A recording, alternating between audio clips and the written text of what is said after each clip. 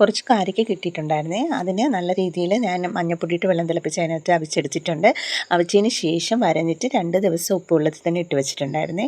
2 ദിവസം കഴിഞ്ഞതിന് ശേഷമാണ് കാരയ്ക്ക ഞാൻ ഇത് മസാല ചേർക്കാനായിട്ട് എടുത്തത്. അപ്പോഴത്തേക്ക് ഉപ്പെല്ലാം ഇതിൽ നല്ലതുപോലെ പിടിച്ചിരിക്കും കേട്ടോ. കാരയ്ക്കയ്ക്ക് അകത്ത് വരെ ഉപ്പ് പിടിച്ചിരിക്കും.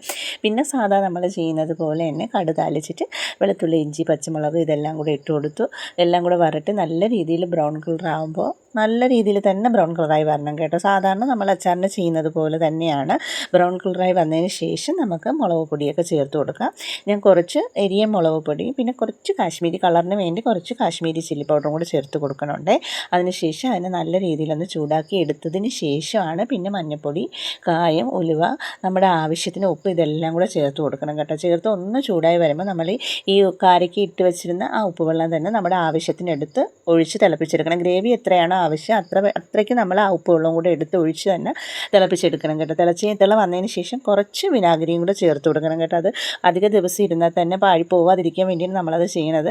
അതിനുശേഷം ഗ്യാസ് ഓഫ് ചെയ്തതിന് തണുത്തതിന് ശേഷമാണ് കാരയ്ക്ക ഇടേണ്ടത്. കാരണം കാരയ്ക്ക 2 ദിവസം ഉപ്പുവെള്ളത്തിൽ തന്നെ കിടന്ന് നല്ല രീതിയിൽ പരിവായിരിക്കുന്ന കാരയ്ക്കാണ്. അതുകൊണ്ട് അധികം വേവിക്കേണ്ട ആവശ്യമില്ല കേട്ടോ. ഇത്രയേ ഉള്ളൂ മക്കളെ.